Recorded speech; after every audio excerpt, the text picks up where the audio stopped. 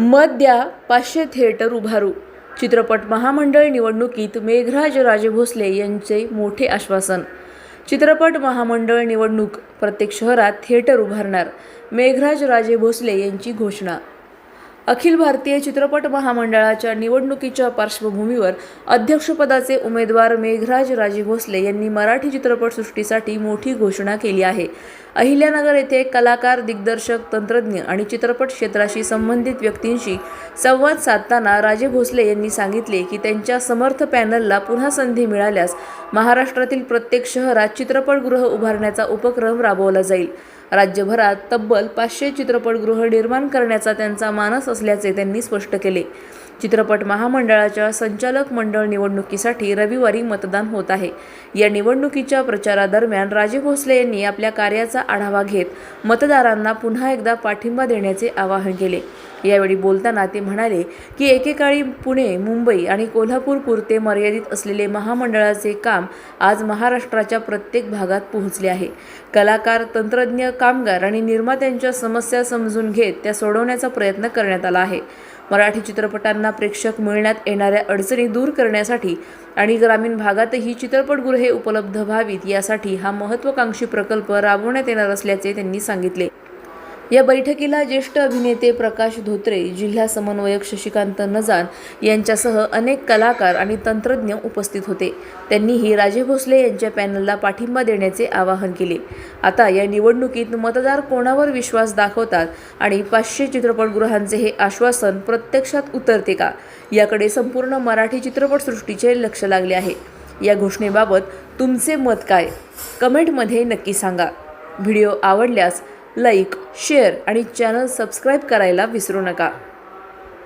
निश्चितच पाहिलं तर अचानकपणे लागलेली निवडणूक आहे, आपल्यावर लादलेली निवडणूक आहे. मला फक्त वाईट वाटतं की 700 पेक्षा जास्त मी नगरमध्ये सभासद केले आणि ते 600 पेक्षा जास्त सभासद या मतदानापासून वंचित राहत आहेत. परंतु काही हरकत नाही, येणारं पॅनल सुद्धा आपलंच आहे, संचालक मंडळ आपलंच आहे. जरी आपल्यावर अन्याय झाला असला तरी 1 महिन्याच्या आत मी त्या अन्यायाची परतफेड करणार आहे. सर्व कलाकार वर्गामध्ये कसे होतील आणि त्यांचा गेलेला जो मतदानाचा अधिकार हक्क आहे तो त्यांना कसा मिळेल यासाठी प्रयत्न करेल. त्यात सर्वात महत्त्वाचं मध्ये की नगरमध्ये स्वतःचं ऑफिस व्हावं अशी बऱ्याच वर्षापासून अपेक्षा आहे. त्यामुळे स्थानिक कलावंत, तंत्रज्ञ, इथे एक स्थानिक समिती असेल तर ते सुद्धा ऑफिस आम्ही लवकरच सँक्शन करू. वेगवेगळ्या जिल्ह्यावाईज महामंडळ विकेंद्रीकरण व्हावं. फक्त आमच्या 14 जणांच्या हातात सत्ता नसून ते सर्वांपर्यंत पोहोचावं यासाठी आम्ही प्रयत्न करणार आहोत. नवीन कलाकार, तंत्रज्ञ, निर्माते यांच्यासाठी आमच्या बऱ्याच गोष्टी आम्ही आमच्या जाहीरनाम्यामध्ये दिलेल्या आहेत. कलाकारांनी कलेसाठी काम केलं पाहिजे. कलेला राजाश्रय नक्कीच हवा. प्रत्येक राजकीय पक्षांचा सांस्कृतिक सेल आहे, त्यामुळे सत्तेत असलेल्या सांस्कृतिक सेल किंवा विरोधात असलेल्या सांस्कृतिक सेल यातून कलाकारांचं हित होत असेल तर निश्चित चांगली गोष्ट आहे. परंतु कलाकारांनी आपापसामध्ये कुठलं राजकारण करू नये. आपण कलाकार आहोत, कलेसाठी आपण काम केलं पाहिजे, आपल्या कलावंतांसाठी काम केलं पाहिजे असं मला वाटतं. त्यामुळं सर्वच राजकीय पक्ष मला नेहमीच पाठिंबा देतात. मी कुठल्याही पक्षाचा मेंबर नाहीये, परंतु कलावंतांसाठी काम करतो आणि एक चांगलं प्रामाणिक काम करतो. त्यामुळे सर्वजणच माझ्या पाठीशी राहतात असं मला वाटतं. निश्चितच पुण्यामध्ये कार्यक्रम विजय पाटकरांनी आयोजित केला होता, त्यात त्यांचा मुख्य सहभाग होता. अशामध्ये जवळजवळ 50 लाखापेक्षा जास्त त्याच्यावर खर्च करण्यात आला. आणि ज्यावेळेस चॅरिटी कमिशनर कोल्हापूरने याची चौकशी लावली, सेपरेट ऑडिटर नेमून 800 पानी रिपोर्ट चॅरिटी कमिशनरनी त्यात दिलेला आहे. अनियमितता प्रचंड त्या व्यवहारात आढळली.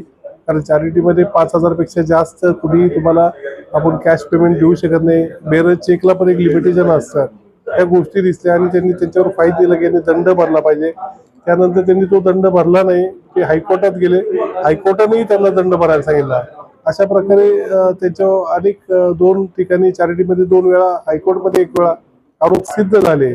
पैसे खाल्ले म्हणजे आपण पैसे खात नसतो.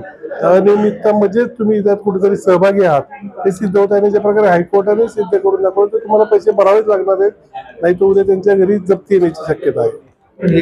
नाही, सभासदांमध्ये प्रचंड संताप आहे याबाबत. कारण 2200 रुपये फी भरताना त्यांना किती अडचण असते ही सभासदांना माहिती आहे. महामंडळाला कुठलेही शासनाचं फार मोठं अनुदान नाही आहे किंवा कुठला दुसरा इन्कम नाही.